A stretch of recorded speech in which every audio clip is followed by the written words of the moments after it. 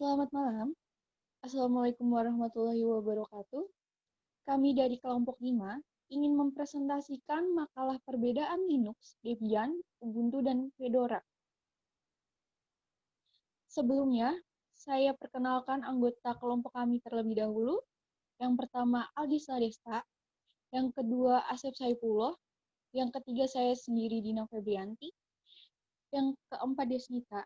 Dan yang terakhir, Muhammad Rifai. Di sini, saya akan menjelaskan tentang sejarah operasi Linux. Sistem operasi Linux diciptakan oleh Linus Torvalds, seorang mahasiswa dari Universitas Helsinki, Finlandia. Kernel yang dibuat oleh Linux lalu dipublis untuk kalangan luas, open source, dan semua orang bisa menggunakan dan mengembangkannya secara free atau gratis. Nama Linux ini dipakai dari nama penemunya sendiri, yaitu Linus Torvalds. Untuk selanjutnya akan dijelaskan oleh rekan saya, yaitu Desnita.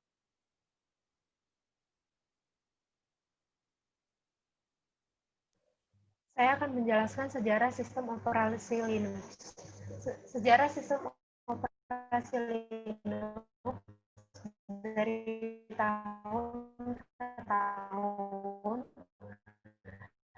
Tahun pertama 1983, Richard Stallman memprakarsai proyek GNU untuk menciptakan sistem operasi free. September 1991, Linus Torvalds merilis kernel Linux versi 0.01.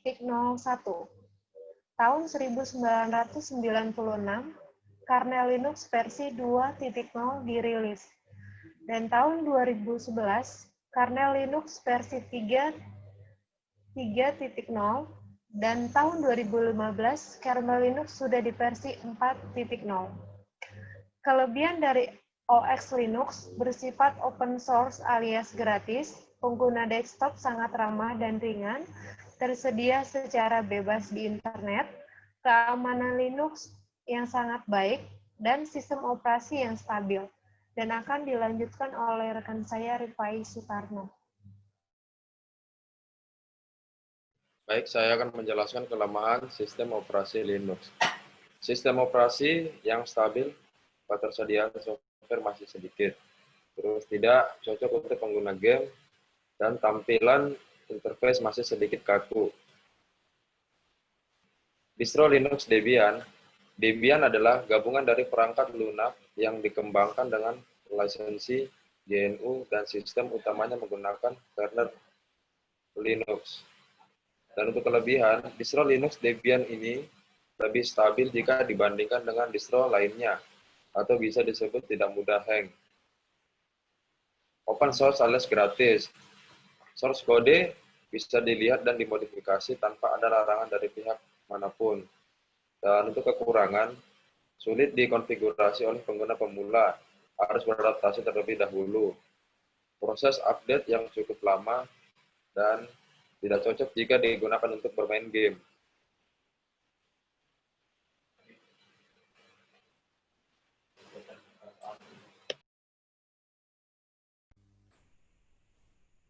Selanjutnya, saya akan menjelaskan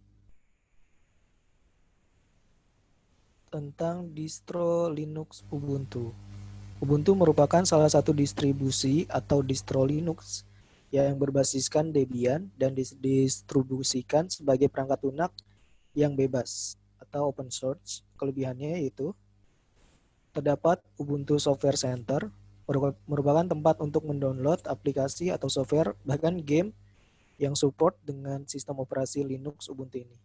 Yang kedua, mempunyai banyak bahasa dalam sistem operasinya, yaitu terdapat 55 bahasa, termasuk bahasa Indonesia.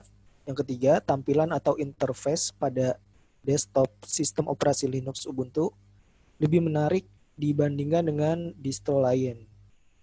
Untuk kelemahannya, dukungan driver pada sistem operasi Ubuntu masih kurang lengkap.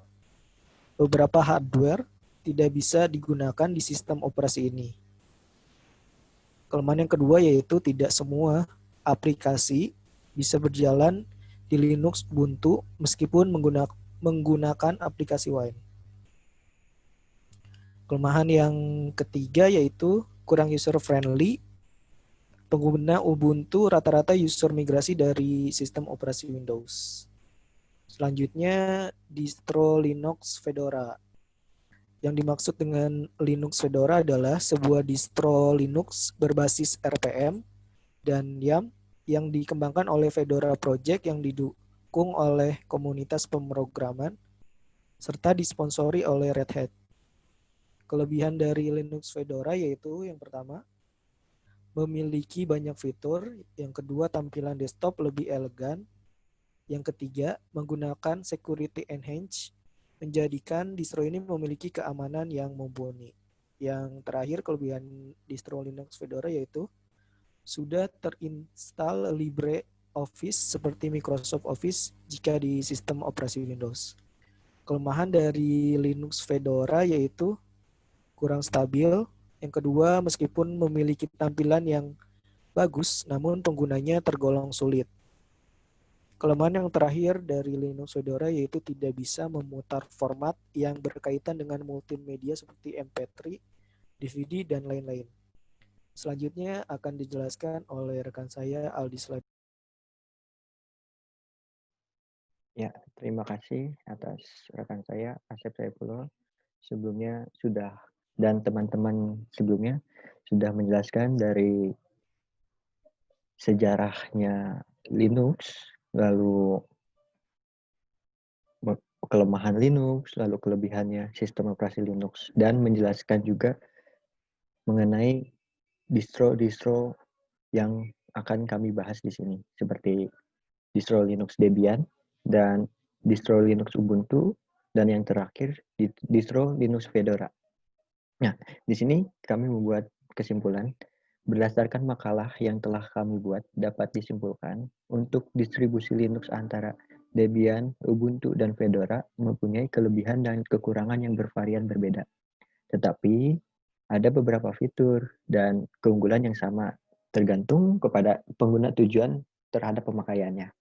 Semua distro Linux mempunyai open source alias gratis untuk mendapatkannya dan diperbolehkan untuk dikembangkan atau dimodifikasi. Nah, dikembangkan ini bisa oleh semua orang, lalu dan dimodifikasinya pun juga bisa oleh semua orang.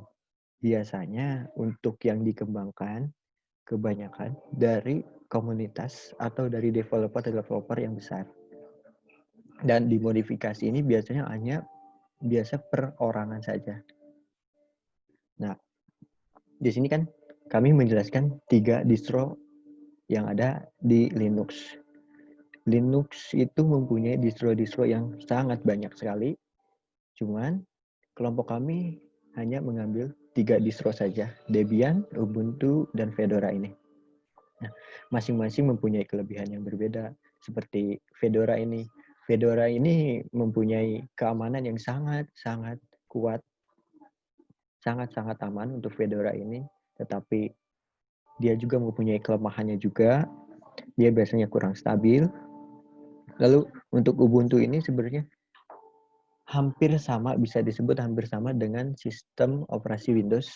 Karena dia sudah dari interface-nya dia sudah mulai kelihatan baik dan kelihatan enak dilihat juga. Lalu pemakaiannya juga bisa kita belajar walaupun dari orang awam sekalipun. Dan distro Debian ini dia sebenarnya sudah lama juga sih. Cuman dia mempunyai kelemahan yang sangat bisa dibilang sangat merepotkan sih.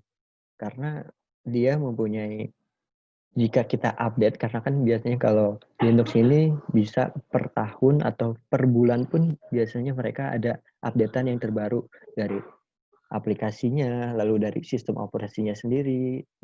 Pokoknya dari sistemnya itu mereka biasanya per 3 bulan atau per bulan gitu. Mereka ada update-nya tersendiri. Nah, si Debian ini biasanya sangat lama untuk update-annya. Lalu kita udah menjelaskan itu semuanya. Selanjutnya selanjutnya terima kasih. Sekian presentasi dari kelompok kami. Kurang lebihnya mohon maaf. Assalamualaikum warahmatullahi wabarakatuh.